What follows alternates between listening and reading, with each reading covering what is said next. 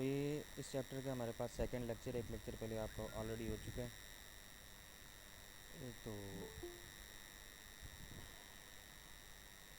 तो second lecture हमने पढ़ना है, लेकिन मैं आपको रिव्यू देता जाऊंगा बैक एंड के स्टार्ट में हमने क्या पढ़ चुके हैं।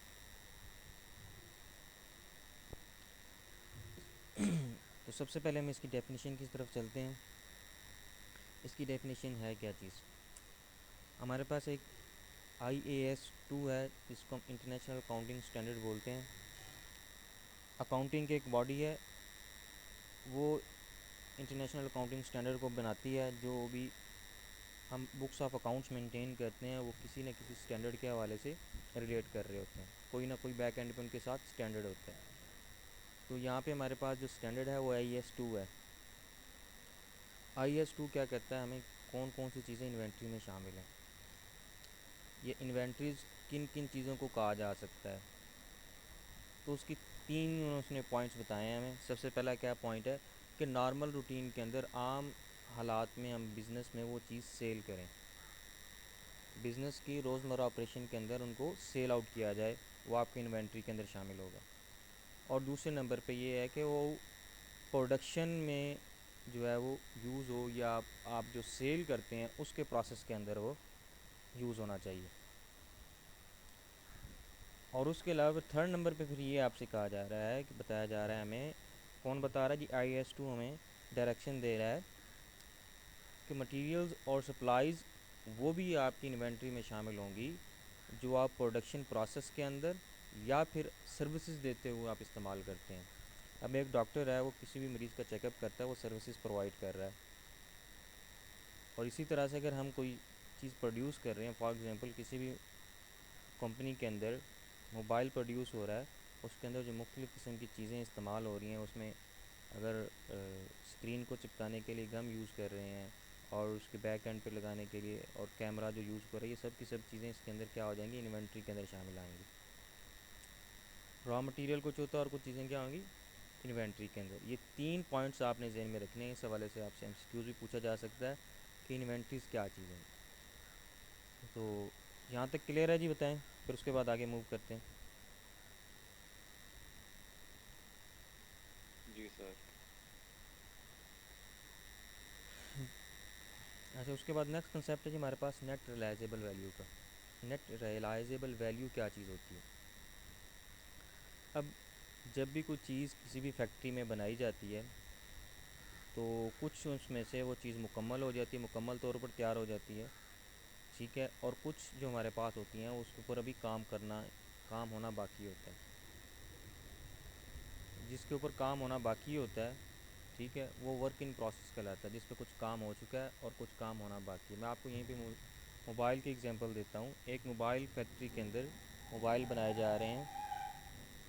वो जो मोबाइल बन रहे हैं, तो उसके अंदर कुछ जो है वो मुकम्मल तौर पर तैयार हो चुके हैं, फ़ाइनल गुड्स यानी फिनिश गुड्स के तौर पर हमारे पास रेडी हैं, हम जिनको सेल आउट कर सकते हैं। और कुछ ऐसे मोबाइल्स हैं जिनके अभी काम होना बाकी, जिनके अंदर अभी आपकी बैटरी जो है ये अभी फ़िक्स होनी है, और उनके साथ साथ उनके कुछ दूसरे फंक्शंस जो हैं वो लग, ठीक है, बैक कवर उनका लगना है, और उसके साथ साथ उनकी, और कुछ के ऊपर क्या हो रहा है, अभी उनकी LCD या जो टच है वो अभी उसके साथ उनको अभी एडजस्ट करना है, फिट करना है। तो ये जो जिनके साथ एडजस्ट या फिट करना है, ये सब चीज़ें किस में आ जाएंगी, वर्क इन प्रोसेस में आ जाएंगी।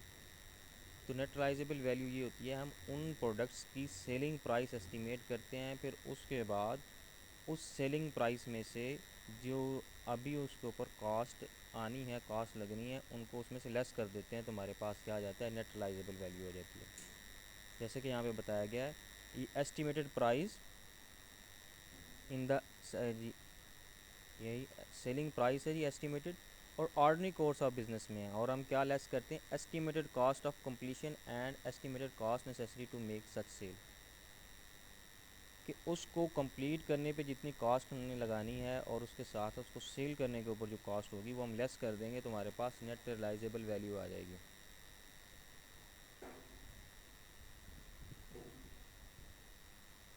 सर दोबारा रिपीट कीजिए इसको। नेट रियलाइजेबल वैल्यू हमारे पास ऐसी वैल्यू होती है जिसमें से हम क्या करते हैं, एस्टिमेटेड कॉस्ट में से हम जो उसकी एस्टिमेटेड सेलिंग प्राइस में से एस्टिमेटेड कॉस्ट और उस एस्टिमेटेड कॉस्ट के साथ साथ उसकी जो प्राइस होती है उसको सेल करने की जो कॉस्ट होती है वो भी हम उसमें से लेस कर देते हैं। तो ये हमारे पास क्या आ जाता है, नेट रियलाइजेबल वैल्यू आ जाती है। यही होप अब क्लियर हो गया होगा। इसके बाद हम आगे मूव करते हैं।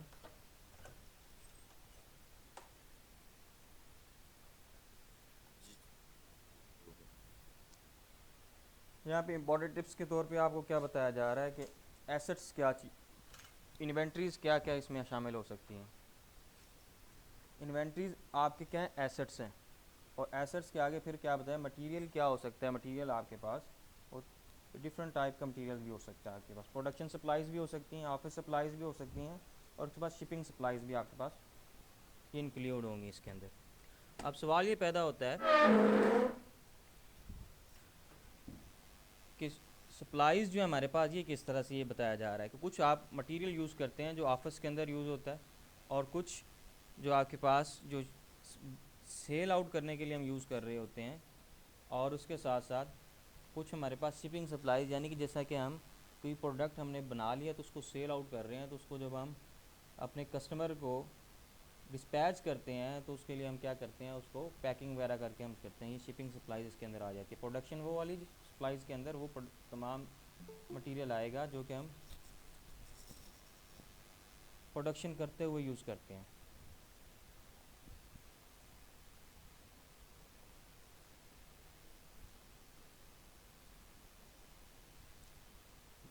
जी नेक्स्ट है जी हमारे पास classification of and valuation of inventories है। क्लासिफिकेशन एंड वैल्यूएशन इन्वेंट्रीज़ को हम देखते हैं ज़रा। तो इन्वेंट्री जो आपके पास है ये हमारे पास ये तीन तरह की होती है। हम जब तक हमने ट्रेडिंग वाले अकाउंटिंग को पढ़ा है, वो तमाम बिजनेसेस जो ट्रेडिंग के नाम से चलते हैं, यानी कि जिसमें सिर्फ तजारत होती है, एक से हमने एक तरफ से ख़रीदी दूसरी तरफ से सेल आउट कर दी, वो ट्रेडिंग के अंदर है। अब यहाँ पे हम किसको पढ़ रहे हैं, मैन्युफैक्चरिंग अकाउंट्स के अंदर। तो इन्वेंट्रीज आपके पास तीन टाइप की होगी, जैसे कि मैं पहले भी आपको बता चुका हूँ। एक तो आपका रॉ मटेरियल एंड सप्लाईज आएगा, दूसरे नंबर पे वर्क इन प्रोसेस, जैसे कि मैंने एक मोबाइल की एग्जांपल दी है जिस पे कुछ काम हो चुका है और कुछ अभी होना बाकी है। और लास्ट है जी फिनिश गुड्स, वो चीज़, वो इन्वेंट्री जो रेडी टू सेल है, उसको आप मार्केट में सेल आउट कर सकते हैं, वो क्या कहलाएगा आपका इन्वेंट, तो फिनिश गुड्स कहलाएगी। तो उसके बाद ये तो आपको पता चल गया जी इन्वेंट्रीज कितनी किस्म की होती हैं। कंसेप्ट क्लियर है जी इन्वेंट्री का, इन्वेंट्री की टाइप्स कितनी किस्म की इन्वेंट्री हैं। Yes sir. ओके। तो इसी तरह से नेक्स्ट हमारे पास ये है जी हमने वैल्यूएशन करनी इन्वेंट्रीज़ की। हम बुक्स ऑफ अकाउंट को मेंटेन करते हैं। बुक्स ऑफ अकाउंट के अंदर हमने रिपोर्ट करना है कि ये इतनी इन्वेंट्री, इतनी मालियत की इन्वेंट्री, इतने पैसों की इन्वेंट्री, इतने अमाउंट की इन्वेंट्री हमारे पास मौजूद है। तो ये इन्वेंट्री जो हमारे पास मौजूद है इसको हम किस तरह से कैलकुलेट करेंगे। उसके कैलकुलेट करने के दो तरीके हैं हमारे पास, टू वे हैं। या तो हम कॉस्ट के ऊपर उसको कैलकुलेट करेंगे या नेट रियलाइजेबल वैल्यू को हम कैलकुलेट करेंगे।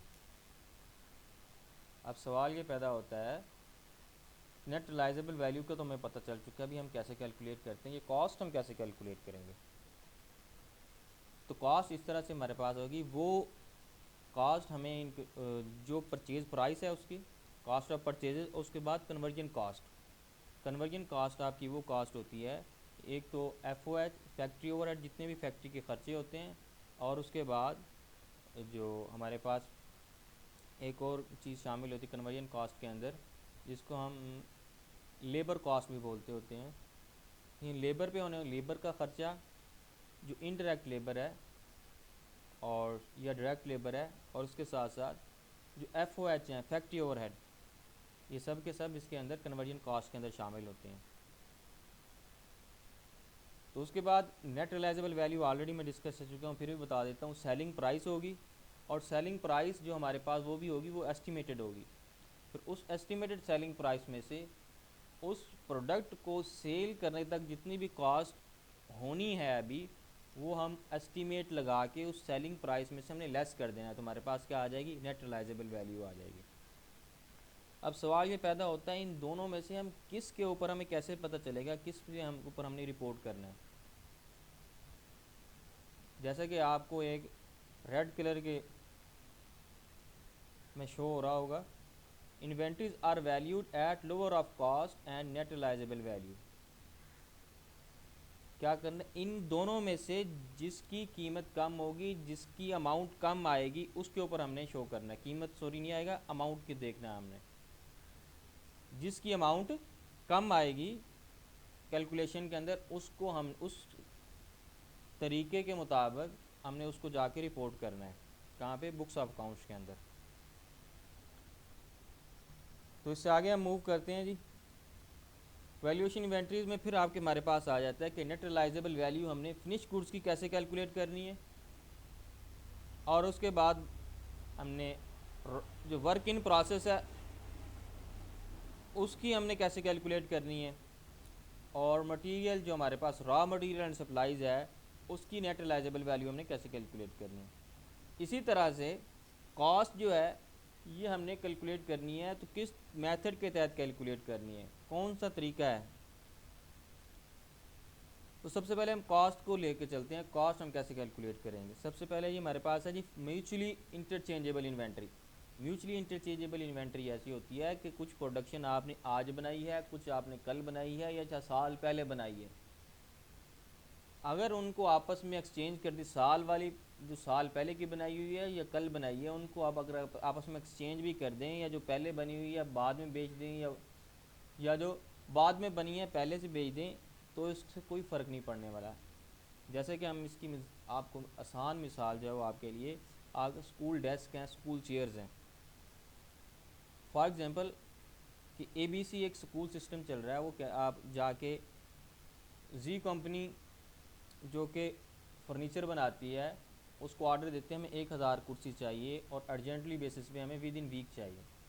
वो कहते हैं जी हम आपको 500 तो अभी प्रोवाइड कर सकते हैं, जो कि ऑलरेडी हमने किसी और कस्टमर के लिए प्रोड्यूस किए हैं, तो अभी आप वो 500 ले जाएं, बाकी जो हम मज़ीद बनाएंगे तो आपको प्रोवाइड कर देंगे।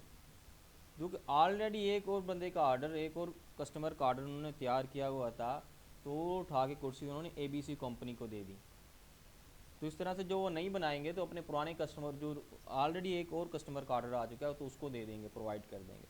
तो इसका क्या मतलब है कि ऐसी प्रोडक्ट जो आपस में इंटरचेंज की जा सकें, तो उसको कोई फ़र्क ना पड़े कि उनकी खासियत या उनकी खसूसियात या स्पेसिफिकेशन एक जैसी हों, डिफरेंट ना हो। तो उसके लिए हम दो मेथड यूज़ करते हैं, फ़र्स्ट इन फर्स्ट आउट। जो फर्स्ट इन फर्स्ट आउट का मतलब होता है, जिसको फाइफो भी बोला जाता है, कि जो चीज़ पहले बनी है उसको पहले बेचना है। या फिर सेकंड मेथड ये में बताया गया वेटेड एवरेज मेथड, कि हम उसके लिए वेटेड एवरेज मेथड यूज़ करते हैं।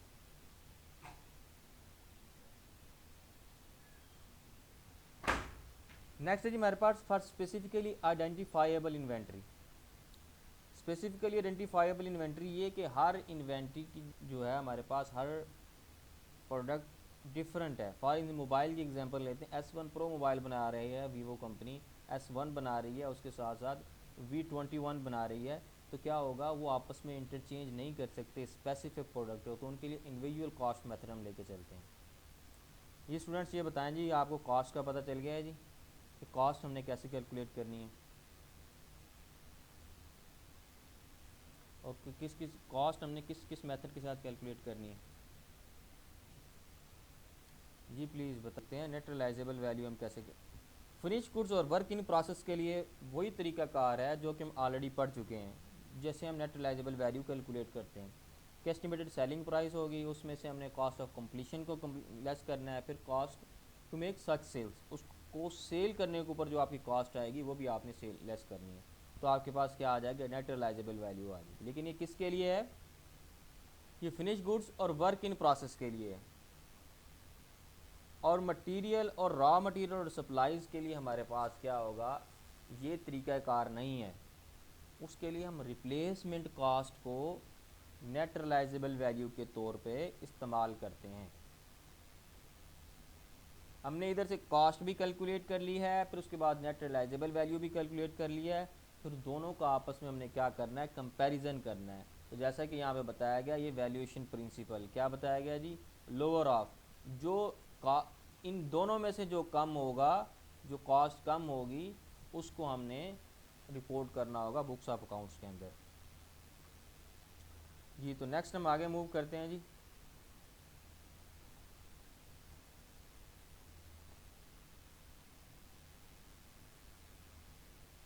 अब उन्होंने एक क्वेश्चन किया है जी हमारे पास, या बताने की कोशिश हमें ये की गई है कि हम दो तरीके के मुताबिक क्यों कैलकुलेट कर रहे हैं।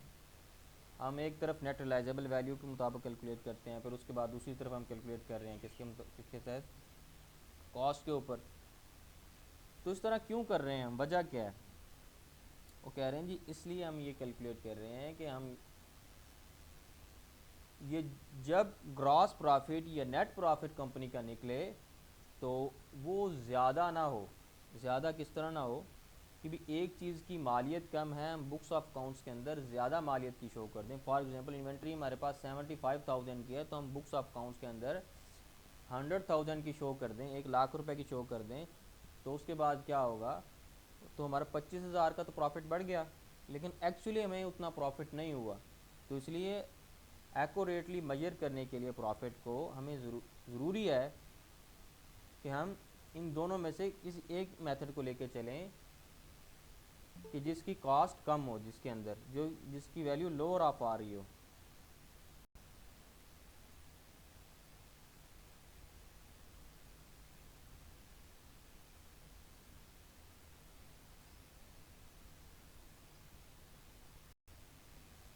तो इस तरह से हमारा प्रॉफिट जो है हम ज़्यादा ना शो करें, जिस तरह कि यहाँ पे हमें बताया गया है कि एसेट जी where there is certainty to ensure that assets and gains are not over stated. Over stated का मतलब है कि बढ़ा चढ़ा के नहीं हमें बयान करने चाहिए, हमें ज़्यादा जितनी है हमें अमाउंट उससे ज़्यादा की हमें नहीं बतानी चाहिए। जी आगे हमारे पास है जी नेट रिलाइजेबल वैल्यू है finish goods work in process and raw material की तरफ जा रहे हैं हम। हमें एक क्वेश्चन हमें दिया गया है, इसको हम ज़रा देखते हैं। बताया गया जी बताका company has stock of finish goods shoes December 31 2009 costing ₹15,000। बताका कंपनी 31 दिसंबर 2009 को जो हमारे पास क्या है जी, उसने कुछ शूज़ बना चुके हैं, फिनिश गुड्स की शक्ल में है, लेकिन उनकी मालियत जो है, जो कॉस्ट है उनकी, वो 15,000 रुपये। कंपनी के पास वर्क इन प्रोसेस इन्वेंट्री भी मौजूद है, उसकी क्या है जी, estimated cost of complete work in process is 5,000। 5,000 रुपये उनके ऊपर मज़ीद लगना है वर्क इन प्रोसेस में, यानी लेबर की कॉस्ट लगनी है अभी उसके ऊपर, और सेल करने पे जो भी कॉस्ट लगनी है। हमारे पास क्या चीज़ है जी, सिर्फ ये लेबर की कॉस्ट और वर्क इन प्रोसेस, यानी कि फिनिश गुड्स के बनने तक जो प्रोडक्शन की आपके पास कॉस्ट है वो 5,000 है। ये न्यू स्टूडेंट जो है अभी आया है, काइंडली अपना माइक म्यूट कर ले प्यारे भाई।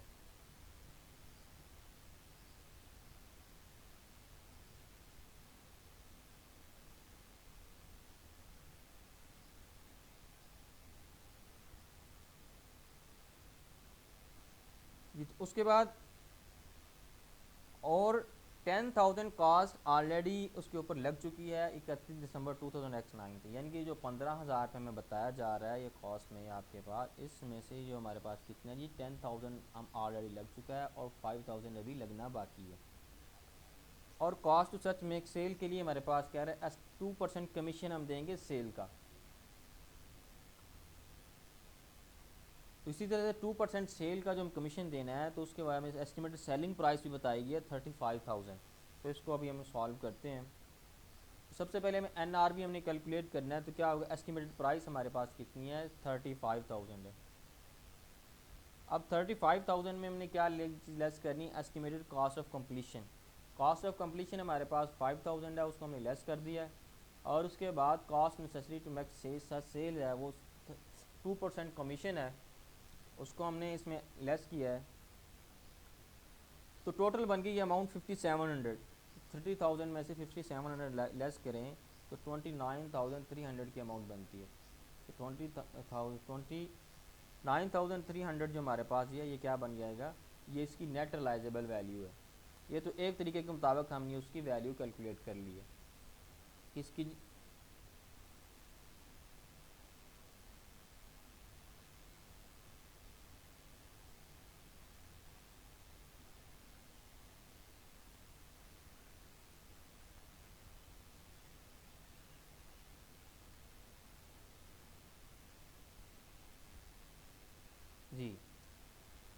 कॉस्ट ऑफ इन्वेंट्री हमने कैलकुलेट करनी है। कॉस्ट ऑफ इन्वेंट्री में सबसे पहले क्या आएगा, फिनिश गुड्स है जी हमारे पास, फिनिश गुड्स हमारे पास 15,000 की है और वर्क इन प्रोसेस हमारे पास 10,000 के।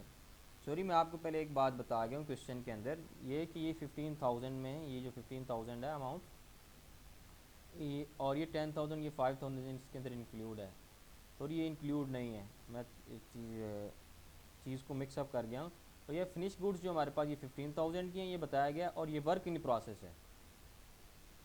वर्क इन प्रोसेस भी आपका 15,000 का है, लेकिन उसमें 10,000 जो है ऑलरेडी हो चुका है और 5,000 रिमेनिंग है।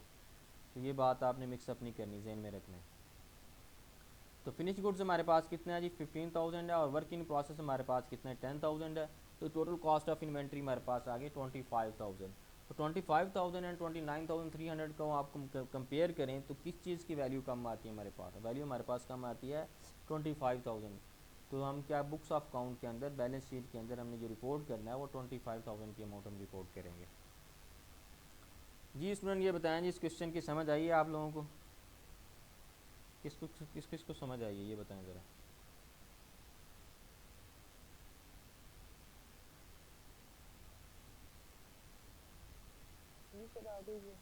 ओके, काइंडली जब आप क्वेश्चन का आंसर कर दें अपनी माइक के ऊपर तो उसके बाद उसको म्यूट कर दिया करें, ठीक है? ओके,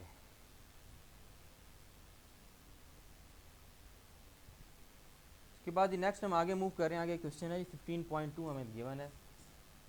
तो हमें क्या बताया जा रहा है जी, क्वेश्चन के अंदर क्या पूछा जा रहा है इसको देखते हैं जी। कॉटन एक्सपर्ट लिमिटेड है, उसने मैन्युफैक्चरिंग कर रही है क्लॉथ को। तो price of cotton required by cotton expert limited has fallen from 200 पर पाउंड टू 180 पर पाउंड। कॉटन फैक्ट्री ने जो रॉ मटेरियल परचेज़ किया है उसकी कीमत 200 रुपये थी, और अब क्या पर पाउंड, लेकिन अब क्या हो रहा है उसकी कीमत 180 रुपये पर पाउंड हो चुकी है। ये तो हमारे पास रिप्लेसमेंट कॉस्ट का पता चल गया, यानी कि एक चीज़ जो आपने परचेज़ की है 5 दिन पहले या 2 दिन पहले या 1 दिन पहले, उस जो आप परचेज़ कर चुके हैं मटेरियल, उसको अब रिप्लेस करना चाहें तो अब कितनी आपकी ख़र्चा आएगा, किस रेट पे जो आपको वो चीज़ मिलेगी। तो वो जिस न्यू रेट पे वो चीज़ आपको मिलनी है वो क्या कहलाएगी, रिप्लेसमेंट कॉस्ट कहलाएगी। यहाँ पे 180 रुपये जो हमें बताया जा रहा है ये हमारे पास रिप्लेसमेंट कॉस्ट है। हम ये पढ़ चुके हैं कि रॉ मटेरियल और सप्लाईज़ के लिए replacement cost as a net realizable value के तौर पे हम इस्तेमाल करते हैं। तो आगे चलते हैं जी। एक कंसेप्ट मैंने आपको बता हो गया, अब आपको इस हवाले से कंफ्यूज नहीं होना चाहिए कि रिप्लेसमेंट कॉस्ट क्या चीज़ है। तो नेक्स्ट हमारे पास है, बताया जा रहा है जी, end of the month company 3,000 units which it had purchase 200 per unit, the cloth made for this cotton is sold for rupees 500। 3,000 units थे हमारे पास, वो हमने किस हिसाब से सेल किए हैं, 500 के हिसाब से हमने उसको सेल किया है पर मीटर। इसी तरह से तो नेक्स्ट हमारे पास, तो लेकिन उनके ऊपर कॉस्ट कितनी आ रही थी प्रोड्यूस करने पे, 400 कॉस्ट आ रही थी। तो 1 pound of cotton is converted into 1 metre cloth. 1 pound जो हमारे पास कॉटन है उससे हम क्या करते हैं, 1 मीटर कपड़ा बनाते हैं। हमने क्या करना है, कैलकुलेट करना है value of inventory of raw material. हमने रॉ मटेरियल की कैलकुलेशन करनी है। यहाँ पे मैं आपको कंसेप्ट ये बताता जाऊँ कि अगर ये 200 रुपये हमारा ख़र्चा हो रहा है, ये तो हमारे पास उसकी रॉ मटेरियल परचेज़ करने की प्राइस है, उसके ऊपर हमारा ख़र्चा कितना आ रहा है, जो टोटल वो 400 आ रहा है 1 मीटर के ऊपर। क्या इस प्राइस में से ये 500 में से हमें 400 रिकवर हो रहा है या नहीं हो रहा? अगर तो हमें ये 400 रिकवर हो रहा है तो फिर हम इस कॉस्ट के ऊपर हम बुक्स ऑफ अकाउंट के अंदर रिपोर्ट करेंगे। अगर इस 500 में से ये हमें रिकवर नहीं हो रहा, यानी कि आपके पास जो आपकी प्रोडक्शन कॉस्ट है जो कि 400, और ये आपकी सेल प्राइस इससे लेस होती, तो तब हम इसको 180 यानी कि जो हमारे पास ये रिप्लेसमेंट कॉस्ट है इसके ऊपर हम रिपोर्ट करते हैं बुक्स ऑफ अकाउंट्स के अंदर। तो आगे देखते हैं जी हमने किस तरह से इसको सॉल्व किया है। जैसा कि इन्हें बताया जी हमें, thus the value of inventory हमें क्या है जी 200 मल्टीप्लाई बाय 3000, तो 600,000 हमने क्या कर लिया जी, इसकी वैल्यू आ गई हमारे पास। ये बुक्स ऑफ अकाउंट्स के अंदर हम 6 लाख रुपए की रिपोर्ट करेंगे, मेरे पास 6 लाख रुपए की इन्वेंट्री मौजूद है। यहाँ पे हमें ये बात बताई गई है, as the finish goods are sold above their cost so inventory of such raw material is not written down to NRV. अगर हम कोई चीज़ बेचते हैं, प्रोडक्शन जो भी हमारी प्रोडक्ट है उसको हम सेल आउट करते हैं, तो उसकी कॉस्ट जो है हमारे पास, वो उसकी सेल प्राइस से कम हो तो हम एनआरवी के ऊपर हम रिपोर्ट नहीं करते। क्या करें जी, sold there, sold above their cost. Sold का मतलब यही है कि उसकी जो कीमत जो हमें बेचा है, यानी सेल प्राइस जो है वो किससे ज़्यादा होनी चाहिए, कॉस्ट से ज़्यादा होने चाहिए, तब हम इन्वेंट्री ऑफ रॉ मटेरियल को रिटर्न डाउन क्या नहीं करते, हम एनआरवी पे हम रिपोर्ट नहीं करते। किस पे रिपोर्ट करते हैं, कॉस्ट के ऊपर रिपोर्ट करते हैं। अब सवाल आपने यहाँ पे कॉन्सेप्ट ये ध्यान में रखना है, इस पूरे क्वेश्चन के अंदर ये जो भी बात आपको बताई गई है कि अगर जो आपकी कॉस्ट है वो कम हो और सेल प्राइस ज़्यादा हो, ठीक है, सेल प्राइस ज़्यादा हो और कॉस्ट कम हो, तो तब हम क्या करेंगे, तो कॉस्ट के ऊपर हम रिपोर्ट करेंगे। किसके ऊपर, कॉस्ट के ऊपर। यानी जितना भी आपका खर्चा आ रहा है वो सेल प्राइस में से अगर आप रिकवर कर पा रहे हैं, तो तब हम कॉस्ट के ऊपर बुक्स ऑफ अकाउंट्स के अंदर एसेट को रिपोर्ट करेंगे, एनआरवी के ऊपर हम रिपोर्ट नहीं करेंगे। इससे आगे मूव करते हैं। ये बताएं, यहाँ तक समझ आ गई जी प्लीज़?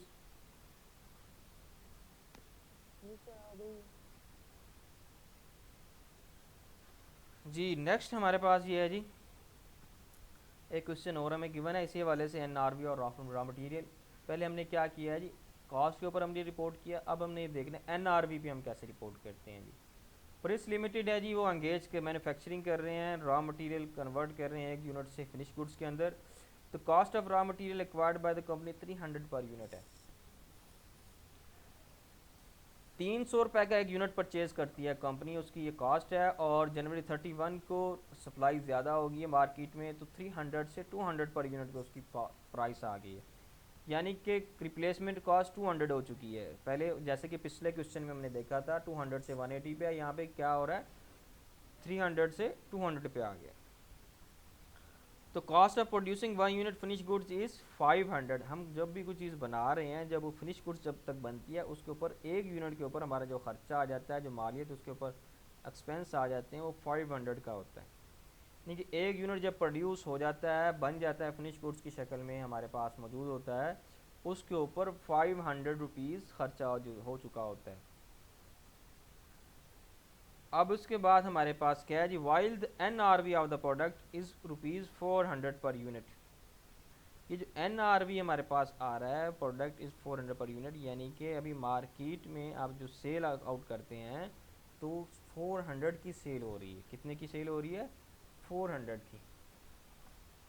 तो देखें जी, आप 400 की जब बेच रहे हैं आप, तो ये एन आर वी आपको डायरेक्टली बता दी गई है, या जस्ट आपको एन आर वी ना बताया गया होता तो ये बता दिया जाता है कि ये मार्केट में अब ये अमाउंट इतने की से ₹400 की सेल हो रही है, तब भी यही बात होती। तो अब ये 400 इस 500 के साथ हम कंपेयर करें, तो ये आप लोग ने बताना है कि ये 500 ज़्यादा है या 400 ज़्यादा है। जी स्टूडेंट्स,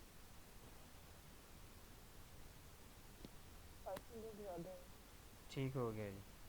जब हम ये पढ़ चुके हैं कि जब 500 हमारी कॉस्ट है, ये ज़्यादा है, तो एन आर वी हमारे पास क्या आ रही है, कम है, तो हम किसके ऊपर हमने रिपोर्ट करना है, लोअर ऑफ पे, जो इनमें से कम होगी, तो हम क्या करेंगे, इस लोअर ऑफ पे रिपोर्ट करेंगे 400 के ऊपर, सॉरी 400 पे नहीं, तो हम इस 200 के ऊपर हम रिपोर्ट करेंगे। 300 ये हमारे पास और 200 ये है। इसको हमने कंपैरिजन करना है आपस में, क्या इसमें से जो खर्चा है वो हमारा निकल रहा है या नहीं निकल रहा है, जितनी हमने इसके ऊपर कॉस्ट लगाई है, जितना पैसा हमने लगाया है, क्या वो हमें रिकवर हो रहा है या नहीं हो रहा, ठीक है, और क्या हमें इसमें से प्रॉफिट भी हो रहा है या नहीं। और दो चीज़ें देखनी है, क्या इसको बेचती इसके ऊपर प्रॉफिट हो रहा है, अगर बेचने से क्या हमें ये कॉस्ट रिकवर हो रही है। अगर ये दोनों चीज़ें नहीं हो रही तो हम क्या करेंगे, रिप्लेसमेंट कॉस्ट यानी NRV के ऊपर हमने रिपोर्ट करना होगा, यानी ये 200 पे हम रिपोर्ट करेंगे। तो अभी हम चलते हैं आगे, इसकी देखते हैं कैलकुलेशन कैसी हुई है, देख सकते हैं जी आप।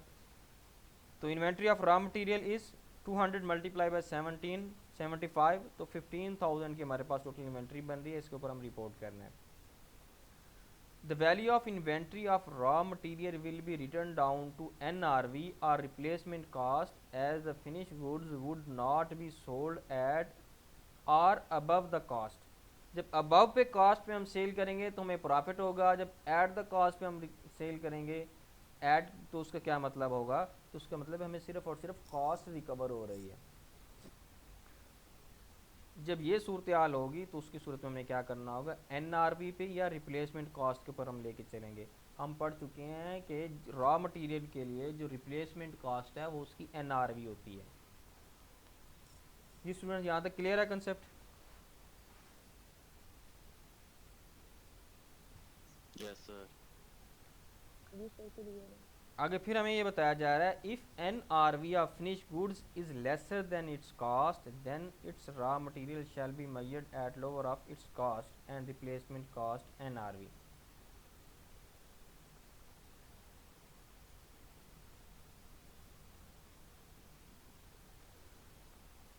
जी, तो जब हमारे पास क्या, जब NRV और फिनिश गुड्स की क्या हो, लेस हो किसके लिए, कॉस्ट से, तो तब हमने raw material shall be measured at lower of its cost and replacement cost के ऊपर हमने लेके चलना है, इसके ऊपर हमने रिपोर्ट करना है। नेक्स्ट है, if NRV of finish goods is greater than its cost then its raw material shall be measured at cost. यानी कि NRV जो आपकी है, नेट रियलाइजेबल वैल्यू, वो अगर कॉस्ट से ज़्यादा है तो हमें क्या करना होगा, कॉस्ट के ऊपर हमने शो करना है। अगर वो कॉस्ट से कम है तो तब हम क्या करेंगे, रिप्लेसमेंट कॉस्ट के तौर पे हम उसको रिपोर्ट करेंगे। कंपोनेंट्स कॉस्ट ऑफ इन्वेंट्री हमारे पास है जी। कॉस्ट ऑफ इन्वेंट्री को हम देखे चलते हैं जी, क्या क्या चीज़ें कॉस्ट ऑफ कंपोनेंट्स हैं। तो सबसे पहले जी मैं बताया गया है, फर्स्ट वन पॉइंट है जी हमारे पास कॉस्ट ऑफ परचेज। जब भी हमने रॉ मटेरियल जो परचेज करना है उसके ऊपर जो हम प्राइस उसको देनी है हमने सेलर को, वो हमारी क्या होगी, कॉस्ट ऑफ परचेज कहलाएगी। जिस तरह कि अभी हमने ये पढ़ा है कि कॉटन से कपड़ा बना रहे हैं, तो कॉटन वाले जो कंपनी जो कपड़ा बना रही है वो कॉटन जो परचेज करती है तो उसके लिए क्या है, वो रॉ मटेरियल है। तो अपने वो जिस पर्सन से, जिस सेलर से वो परचेज कर रही है, उसको जो कीमत पे करती है वो क्या कहलाती है, उस कॉटन ख़रीदने के ऊपर वो परचेज प्राइस या कॉस्ट ऑफ परचेज कहलाती है। उसके बाद ही कॉस्ट ऑफ कन्वर्जन, उसके ऊपर लेबर का जितना भी खर्चा आता है, इनडायरेक्ट लेबर का, और उसके साथ साथ फैक्ट्री के अंदर जितना भी खर्चा आता है, फैक्ट्री में फैक्ट्री का रेंट है, फैक्ट्री के बिजली के बिल हैं, और ये सब की चीज़ें और बाकी छोटे मोटे जितने भी एक्सपेंसेस हैं, ये हमारे पास ये FOH यानी फैक्ट्री ओवरहेड के अंदर आते हैं। तो कॉस्ट ऑफ कन्वर्जन भी इसके अंदर शामिल है। Other cost incurred in bringing the inventories to their present location and condition, वो कास्ट जो इन्वेंट्री को इस काबिल बनाती है कि उसको सेल किया जा सके। फॉर एग्जांपल, आपने एक जगह पे बना लिया इन्वेंट्री, आपने फैक्ट्री के अंदर प्रोड्यूस कर लिया, फिर उसको वहाँ से ला लेके जो आपका क्या कहते हैं जी, आउट क्या कहते हैं, वर्ड ही जेन में नहीं आ रहा, आउटलेट है, वहाँ पे आप ला के बेचते हैं, उसको सेल आउट करते हैं। फॉर एग्जांपल, जिस तरह के हम एग्जांपल यहाँ पे बड़े बड़े ब्रांड की आपको देता जाऊँ, इस तरह की निशात हैं, ये ख़ुद कपड़ा बनाते हैं और ख़ुद लेके आते हैं। खादी वाले हैं, ये भी ख़ुद बना रहे हैं, और इसके साथ साथ दो चार ब्रांड और हैं जो ख़ुद कपड़ा बनाते हैं। गुल अहमद वाले हैं, ठीक है, ओरिएंट वाले हैं, ये क्या कर रहे हैं, ये ख़ुद ही कपड़ा बनाते हैं और ख़ुद ही अपने आउटलेट के ऊपर भी सेल करते हैं और फिर दूसरों को भी। तो जब अपने आउटलेट पे ला के इसको सेल करेंगे, वहाँ तक लाने पे, उसकी प्रेजेंट लोकेशन तक लाने पे जितना भी खर्चा आएगा हमारे पास, ये कॉस्ट भी उस कॉस्ट ऑफ इन्वेंट्रीज के अंदर शामिल होगा। ये कॉस्ट के कंपोनेंट्स का पता चल गया स्टूडेंट्स? Yes, sir. ओके जी, नेक्स्ट है जी। Sir. Okay, cost of purchase जो हमारे पास है ये किसके ऊपर होगी, कॉस्ट हमने देख लिया, ये वाली कॉस्ट, ये तीन हमारी ये शामिल है कॉस्ट के अंदर। अब फिर हम फर्दर इसकी क्लासीफाई कर रहे हैं, फर्दर इसको हम सब डिवाइडेड इसके अंदर करें, कॉस्ट ऑफ परचेज को देख रहे हैं, कॉस्ट ऑफ परचेज में क्या क्या चीज़ें शामिल हैं। सबसे पहले जो परचेज प्राइस है उसमें से हमने लेस कर देना है ट्रेड डिस्काउंट, जितना भी हमारे पास डिस्काउंट होगा वो हमने लेस कर देना है। आपने एक कंसेप्ट बताता जाऊँ, ट्रेड डिस्काउंट जो होता है हमारे पास ये हम इनवाइस में से ही लेस कर देते हैं, ना तो बायर इसको अपने बुक्स ऑफ अकाउंट के अंदर रिपोर्ट करता है और ना ही सेलर इसको अपनी बुक्स ऑफ अकाउंट के अंदर रिपोर्ट करता है ट्रेड डिस्काउंट को। उसके बाद हमने उसमें ऐड करना होता है, इंपोर्ट ड्यूटीज़ ऐड करनी है और अदर नॉन रिफंडेबल टैक्सेस जो हैं वो ऐड करने हैं। और उसके बाद ट्रांसपोर्ट एंड हैंडलिंग कॉस्ट है, जो भी आपको अपनी यूनिट के अंदर या आपकी फैक्ट्री है वहाँ पे लेके आ रहे हैं उसके ऊपर जितनी भी ट्रांसपोर्ट का खर्चा हुआ है और उसको लोडिंग अनलोडिंग एक जगह से दूसरी जगह पे रखने पे जितना भी खर्चा आया है वो भी इसके अंदर शामिल होगा। Other cost directly attributable to acquisition of finish goods material and services, वो तमाम कॉस्ट जो डायरेक्टली उस फिनिश गुड्स के साथ या मटेरियल या सर्विसेज के साथ क्या हो रही है, रिलेट कर रही हो, उस डायरेक्टली उसके साथ रिलेट हो, वो भी हम क्या करेंगे इसके साथ शामिल करेंगे। फॉर एग्जांपल मैं आपको एक मिसाल देता हूँ, आप घर में आपने एसी लगवाना है, तो आपने एसी परचेज़ कर लिया है शॉप से और आप एसी जो है आपके पास जो इन्वर्टर है वो आया 80,000 का और आप उसको 80,000 का आपने परचेज़ कर लिया, ये तो आपके पास परचेज प्राइस होगी। अब डायरेक्टली एट्रीब्यूटेबल कॉस्ट क्या होगी कि आप वहाँ से आप उठाते हैं और उसको उठाने के बाद कुछ ट्रांसपोर्ट का ख़र्चा होता है, आपने क्या किया जी, एक रिक्शा लिया उसमें अंदर लोडर उसमें आपने रखवाया और घर पे ले आए, 500 उसको आपने दिया, रेंट दिया उसका, और ये आपके पास ट्रांसपोर्ट कास्ट होगी जी। उसके बाद उसको इंस्टॉल करवाना है, जब जब तक कि उसको आप क्या नहीं करवा लेते, आप वॉल के ऊपर इंस्टॉल नहीं करवा लेते, बैक एंड पे उसका जो बाहर वाला हिस्सा वो नहीं लगवा लेते इलेक्ट्रिशियन से और उसका कनेक्शन नहीं करवा लेते, तब तक उस एसी की वैल्यू जिस वो जो एसी आपने ये इन्वर्टर लिया है वो आपके लिए किसी काम का नहीं है, जब तक कि वो रनिंग कंडीशन में नहीं आ जाता और आपका जिस आप प्रॉपर मकसद के लिए जिस काम के लिए आपने लिया है उसके लिए वो काम नहीं आता, यानी फंक्शनिंग हालत में नहीं आ जाता। तो जो भी आपने ये फंक्शनिंग हालत में लाने के लिए जो आपने कॉस्ट बेयर किया, आपने जो इलेक्ट्रिशियन को आपने कॉस्ट दी है वो क्या कहलाएगी, उसको इंस्टॉल करने के हवाले से वो क्या कहलाएगी, डायरेक्टली एट्रीब्यूटेबल कॉस्ट है। ये क्वेश्चन हमें गिवन है जी 15.4 कि Haroon textile limited is imported raw material for use production of goods with following details. ये जो आपके रुपीज़ लिख के उसके बाद पैराथीसिस के अंदर या स्मॉल ब्रैकेट के अंदर 0 लगाए गए हैं, ये हमने ये करना है कि ये 3 0 ये नीचे वह जितने भी दिए गए इनके साथ आपने ऐड करके हमने पढ़ना है, ठीक है। तो देखिए इनवॉइस वैल्यू जो हमारे पास क्या है जी, जो भी रॉ मटेरियल है 100,000 है और कस्टम ड्यूटी हमारे पास कितनी है, ये 150,000 है और सेंट्रल एक्साइज ड्यूटी जो हमारे पास कितनी आ जाएगी जी 50,000 है और नॉन एडजस्टेबल इनकम टैक्स जो है हमारे पास वो 225,000 है और रिफंडेबल सेल्स टैक्स आपके पास 180,000 है और कैरेज हमारे पास 40,000 है। कमीशन पेड टू एजेंट हमने जो पिया है of clearance of raw material 100,000 हमने पे किया है। तो कैलकुलेट क्या करना है जी हमने, cost of purchases of inventory हम पहले पढ़ चुके हैं, हम इनवॉइस वैल्यू को भी शामिल करते हैं, कस्टम ड्यूटी को भी शामिल करते हैं और सेंट्रल एक्साइज ड्यूटी को भी शामिल करते हैं और उसके साथ साथ नॉन एडजस्टेबल इनकम टैक्स को भी शामिल करना है। ये जो आपको बताया गया रिफंडेबल सेल्स टैक्स, इसको हमने इंक्लूड नहीं करना, ये कैरेज भी शामिल होगा और उसके साथ साथ कमीशन को भी हम इंक्लूड करेंगे। कॉस्ट ऑफ परचेज क्या है जी हमारे पास, उसी वक्त तरह हमने ये क्या कर दिया, ये ₹30 हमने साथ में लगा दिए हैं ताकि हम इसके साथ पढ़ सकें।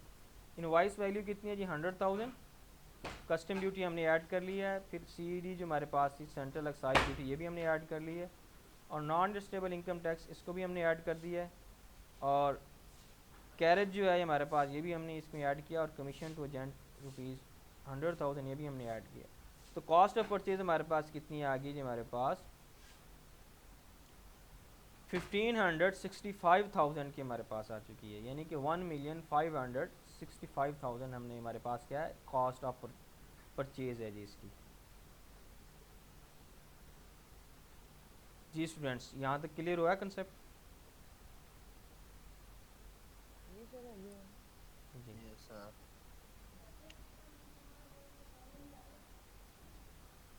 जी। तो सॉरी, ये जो अमाउंट है हमारे पास ये ठीक है जी, ये 100,000 नहीं आएगा बल्कि ये 1 मिलियन आएगा। मैं सॉरी, ये आपको ये गलत पढ़ता गया हूँ। इनवॉइस वैल्यू जो हमारे पास आ रही है, तो मैंने गौर नहीं किया, ये 50 होती हैं 100,000 के अंदर, कि हमारे पास 60 हैं, तो 60 जो आपके पास होती हैं ये 1 मिलियन के अंदर आती हैं, यानी कि 10 लाख रुपए आपके होंगे। 10 लाख ये हैं, ठीक है। 1 मिलियन, तो 1,565,000 की हमारे पास ये है जी।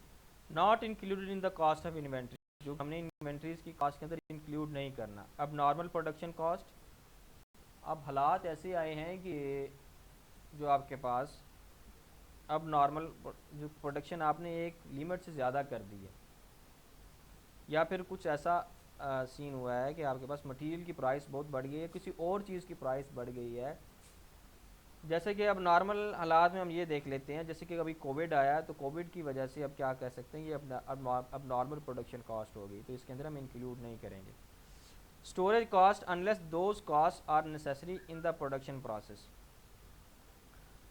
अब एक फैक्ट्री बना रही है कपड़ा, उसने कपड़ा बना लिया है, कपड़ा बनाने के बाद वो क्या कर दिया उन्होंने, स्टोर कर दिया है कहाँ पे जाके, अपने वेयर हाउस के अंदर। तो जो वेयर हाउस के अंदर जाके उन्होंने स्टोर कर दिया, तो ये कॉस्ट उसके अंदर शामिल नहीं होनी चाहिए, क्योंकि कपड़े को स्टोर करना प्रोडक्शन प्रोसेस का हिस्सा नहीं है।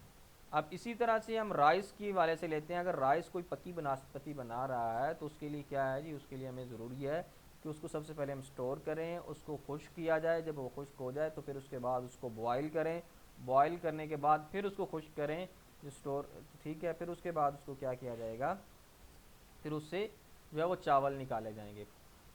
तो ये जो यहाँ पे हमारे पास कॉस्ट क्या होगी, यहाँ पे राइस को बनाने के लिए ये प्रोडक्शन प्रोसेस का हिस्सा है, जो उसको स्टोरेज कॉस्ट है। जबकि कपड़े की सूरत में क्या है, ये स्टोरेज कॉस्ट क्या होगी हमारे पास, ये प्रोडक्शन प्रोसेस का हिस्सा नहीं है।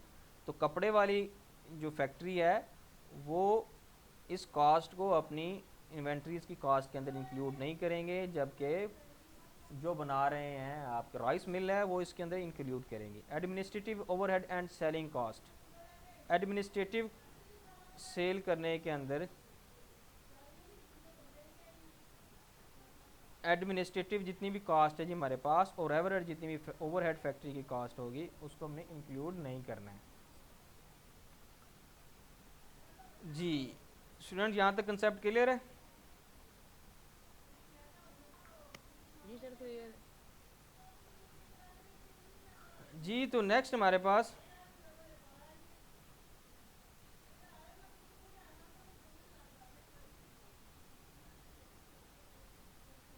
नेक्स्ट है जी allocation of fixed and variable overhead. Fixed cost होती है और कुछ हमारे पास वेरिएबल कॉस्ट होती है। अब फॉर एग्जांपल, दरवाज़ा बंद कर,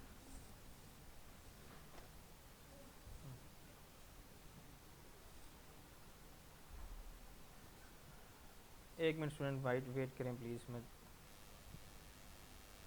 जी, तो मैं आपको ये बता रहा था अभी कि हम कुछ हमारे पास कॉस्ट होती है जो फिक्स्ड होती है और कुछ होती है वेरिएबल कॉस्ट। ये किसी रॉ मटेरियल के ऊपर जो खर्चा आता है उसके अलावा जो हमारे पास खर्चा आता है वो क्या कहलाता है, कुछ इसमें फिक्स्ड भी होता है और कुछ वेरिएबल भी होता है। आप फैक्ट्री में चीज़ें बना रहे हैं तो फैक्ट्री आपकी रेंट के ऊपर है, तो जो रेंट है वो हमारे पास फिक्स्ड है, ठीक है।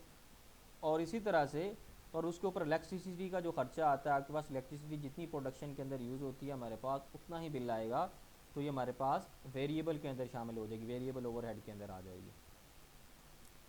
लेबर की कॉस्ट और रॉ मटेरियल की जो कॉस्ट है आपके पास, इन दोनों के अलावा हमारी जितनी भी कॉस्ट आती है वो फैक्ट्री ओवरहेड के अंदर शामिल हो जाती है। फैक्ट्री ओवरहेड के अंदर फिक्स्ड भी होता है कुछ और कुछ वेरिएबल भी होता है। वेरिएबल के प्रोडक्शन जैसे वेरी करेगी, वो जो कॉस्ट है वो भी वेरी करती जाएगी, और जो कि फिक्स्ड है वो प्रोडक्शन कम हो या ज़्यादा हो वो फिक्स ही रहेगी।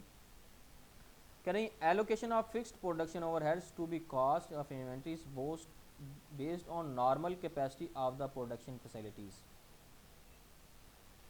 हमने फिक्स्ड प्रोडक्शन ओवरहेड्स को उसकी नॉर्मल कैपेसिटी के ऊपर हमने क्या करना है, उसके ऊपर लेके चलना है, उसको हमने एलोकेट करना है। फॉर एग्ज़ाम्पल एक फैक्ट्री है जो कि कपड़ा बना रही है 100,000 मीटर, जो उसकी नॉर्मल कैपेसिटी है।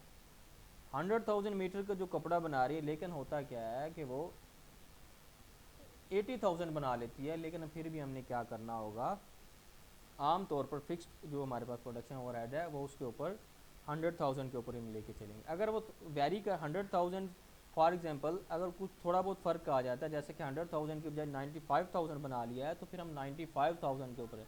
अगर बहुत ज़्यादा डिफरेंस है तो तब हमने क्या करना होगा, उसकी नॉर्मल कैपेसिटी के ऊपर हमने एलोकेट करना होगा। नेक्स्ट है जी, एक्चुअल लेवल ऑफ प्रोडक्शन में be used if it approximate normal capacity.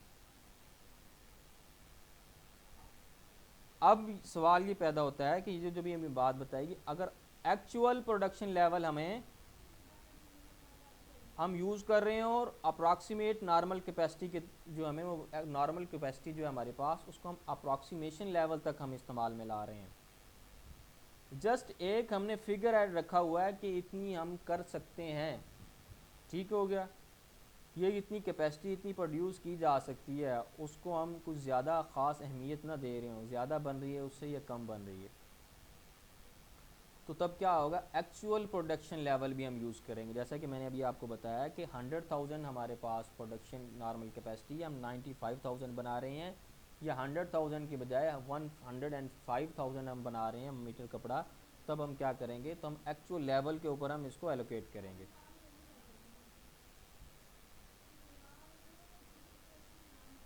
और उसके बाद क्या होगा, अब नॉर्मली हाई प्रोडक्शन हो जाए, तो जब अब नॉर्मली हाई प्रोडक्शन हो जाएगी तो तब हमने क्या करना होगा, ओवरहेड्स को एक्चुअल लेवल के ऊपर हमने डिवाइड करना होगा, एक्चुअल लेवल के अंदर हमने उसको एलोकेट करना होगा। फॉर एग्जांपल अब नॉर्मल कैपेसिटी जो हमारे पास ये है कि डबल शिफ्ट के अंदर कितनी है जी, 1,00,000 मीटर है, तो हम अब क्या करें, हमने तीसरी शिफ्ट भी लगा दी, और तीसरी शिफ्ट लगाने के साथ जो हमारा, तो हमने क्या किया, 1,50,000 मीटर कपड़ा प्रोड्यूस कर लिया है। तो ये हमारे पास क्या होगा, अब हमने अब नॉर्मली हाई प्रोडक्शन किया है, तो तब हमने एक्चुअल लेवल के ऊपर हमने जाके इसको एलोकेट करना होगा। नेक्स्ट जी हमारे पास variable production overheads are allocated to each unit production on the basis of actual use of the production facilities. Variable production जब कभी भी हमने करने हैं, वो उसकी एक्चुअल प्रोडक्शन जो कैपेसिटी है, जितना कुछ भी उन्होंने प्रोड्यूस किया है, उसके ऊपर जाके हमने उसको एलोकेट करना है। जी स्टूडेंट, सब पता चला जी फिक्स्ड ओवरहेड को हम कैसे कॉस्ट के अंदर इंक्लूड करेंगे और वेरिएबल प्रोडक्शन ओवरहेड्स को हम कैसे कैलकुलेट करेंगे। जी स्टूडेंट प्लीज़ बताएं।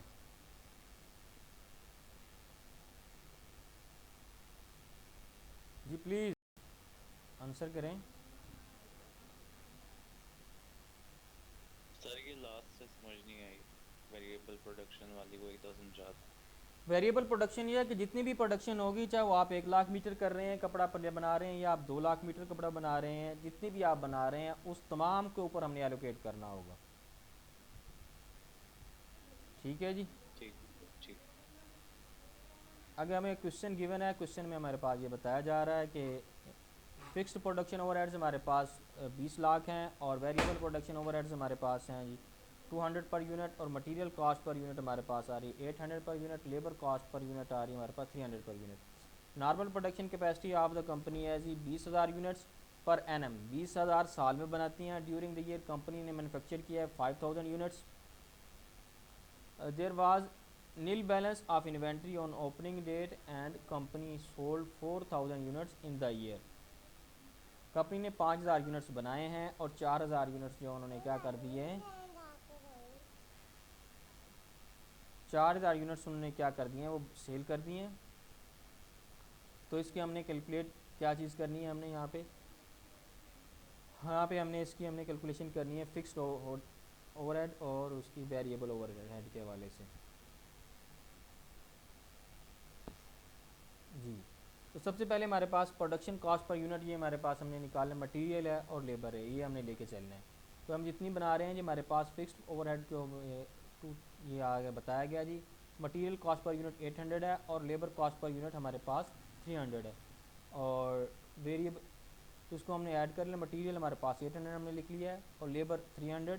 वेरिएबल ओवरहेड्स हमारे पास कितना आ चुका है 300, ये हमें बता दिया गया ऑलरेडी यहाँ पे, ठीक है जी। और उसके बाद fix production overheads on the basis of actual capacity.